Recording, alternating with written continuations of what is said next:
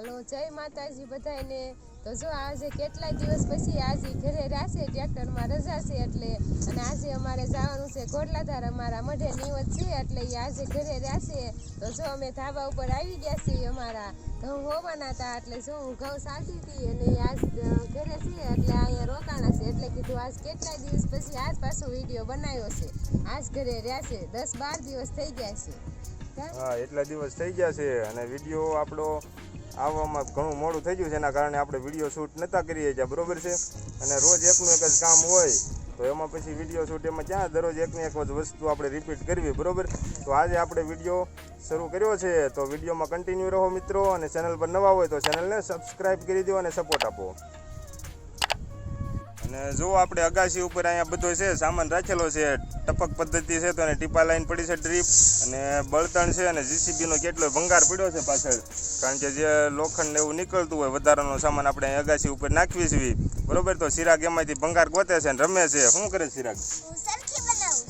સરખી બનાવે છે એ કેમ બને?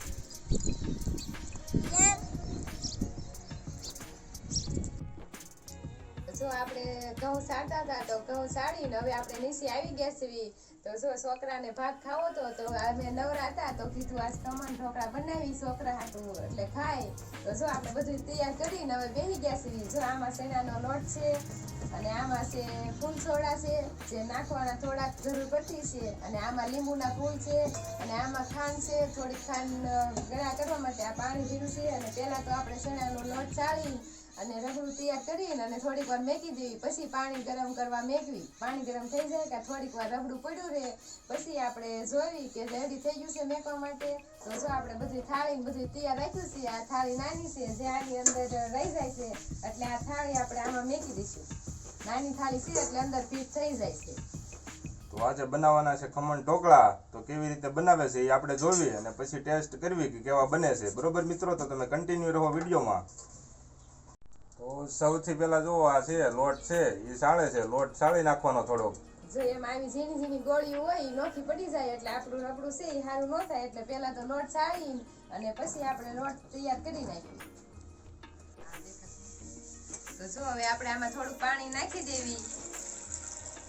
પહેલા એટલું પાણી નાખી પછી જરૂર પડશે તો વધારે નાખશું કે ઓછું થાય છે મિક્સર તો આપણે વધારે પાણી નાખશું।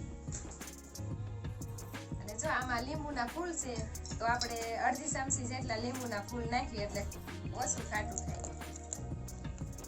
અને ભૌતિકભાઈ ઉપાડી છે ખાંડ કા શું ખાસ? અને જો આમાં ખાંડ છે તો આપણે 2 ચમચી ખાંડ નાખી દેવી જેથી ખમણ છે એ થોડું ગળહાટું થાય ખાટું ન થાય બહુ।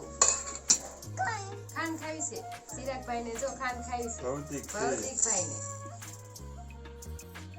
બસ બહુ નો ખાંડ ખાયો જો ટોળી હતા ચિરાગભાઈ। તો જો આપણે અડધી ચમચી જેટલું મીઠું નાખી દેવી અને જે આ ફૂલ સોડા છે એ થોડીક વાર રહીને અને પછી નાખવાના ચણા લોટ નાખીને પલાળી દેવી પછી નાખવાના એટલે એને છેલ્લે રાખવાના। પાણી પીવા જાવ છે? હા પીતો આઈ જા। તો જો આમાં હવે મીઠું અને લીંબુના ફૂલ અને ખાંડ અને પાણીમાં નાખીને બરોબર હલાવી નાખવાના એટલે એમાં મિક્સ થઈ જાય। જો હવે આપણે લીંબુના ફૂલ ને ઓગળી ગયું છે ખાંડ ને બે તો હવે આપણે શેણાનો લોટ અંદર નાખીને અને પછી જોઈ કે હવે કેટલો શેણાનો લોટ જોઈશે।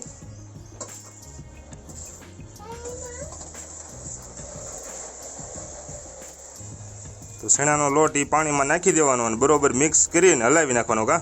હા મિક્સ કરીને અને હલાવી નાખી પછી થોડીક વાર માટે રાખી દેવી એટલે હરખું પલાળી જાય પછી એમાં ફૂલ સોડા નાખવાના। તો જો હવે આપણે શેણાનો લોટ આમાં અંદર ઉમેરીને હવે જો આવું મિક્સર તૈયાર કરી નાખ્યું છે તો હવે આપણે પાણી ગરમ મેકી દેવી ઢોકળિયામાં જે પાણી ગરમ થઈ જાય કે થોડીક વાર માટે પડ્યું રહે એટલે બરાબર મિક્સ થઈ જાય પછી આપણે આની અંદર જે આમાં ફૂલ સોડા છે એ અડધી ચમચી એડ કરીને અને પછી મેકી દેવી ઢોકળિયામાં બાફવા। તો હવે જો આ મિક્સર તૈયાર થઈ ગયું છે એ વધારે ઘાટું પણ નથી અને હા વાસું પણ નથી। જો આવી રીતે આટલું સરસ મજાનું આમ રેડી થઈ જાય એટલું રાખવાનું છે આપણે।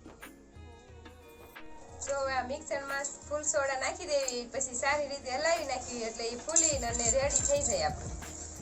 જો હવે તમને દેખાય છે કે એ કેવું સરસ મજાનું ફૂલવા મળશે।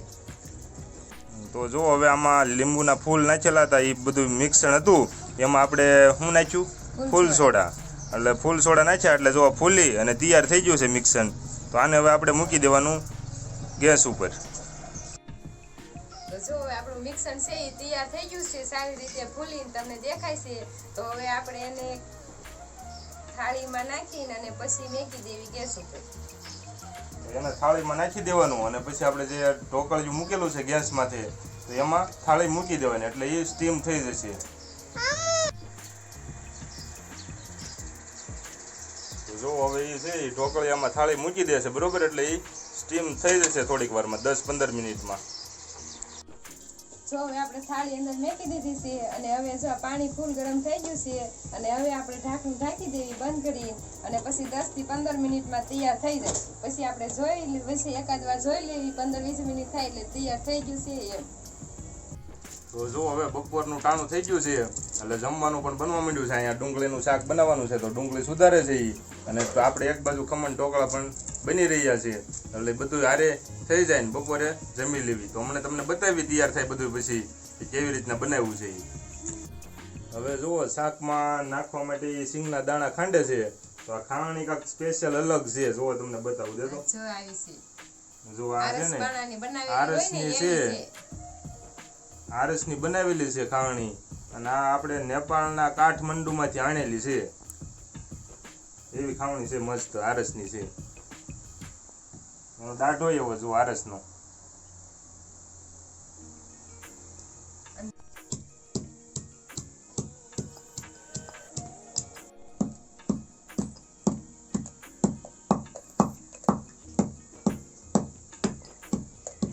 જો મિત્રો હવે છે ને ઢોકળા આપણે બનીને તૈયાર થઈ ગયા છે. ઢોકળા ખમણ આ રીતના બન્યા છે, બહુ ફૂલ્યા નથી, મીડિયમ ફૂલ્યા છે. જો આવી રીતના બન્યા છે અને આ ડીશ આપણે ભરેલી છે આખી અહીંયા. તો હવે એનો વઘાર કરવાનો છે, એ વઘાર કરે છે, તમને બતાવું કઈ રીતના એ વઘારે છે બરોબર. જો તો હવે આપણે વઘાર કરવા માટે તેલ ગરમ મેકી દીધું છે અને પછી તેલ આવી જાય એટલે રાઈ ને આ મીઠો લીમડો છે એ જો આપણે તૈયાર રાખ્યો છે નાખી દેવી અને પછી વઘાર કરીને અને એની ઉપર નાખી દેવી. તો હવે જોઈ જઈએ આપણે તેલ ગરમ થઈ ગયું છે.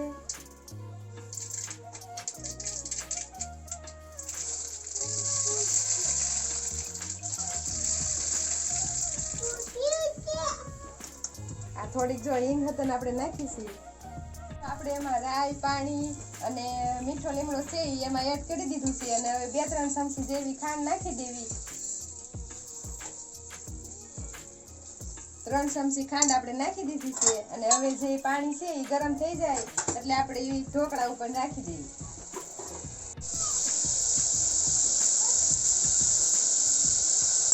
તો જો હવે આપણા ખમણ ઢોકળા છે એ રેડી બનીને તૈયાર થઈ ગયા છે અને હવે ટેસ્ટ કરી લેવી કે હવે કેવા થયા છે. બહુ વધારે ફૂલ્યા તો નથી એવા જેવા આપણે વિચાર્યા હતા એવા, પણ તોય સારા લાગે છે. ટેસ્ટમાં જોઈવી, ટેસ્ટ કરીને કે કેવા લાગે છે એમ.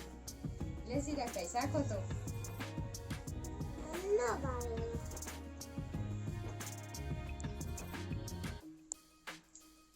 કેવા બન્યા છે? જોયામાં તો બહુ એવા નથી પણ ટેસ્ટમાં તો સારા છે.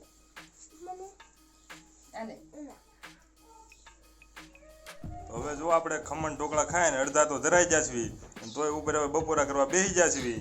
આમાં જો ડુંગળીનું શાક છે અને છાશ છે અને રોટલી છે. તો હાલો બધાય જમવા.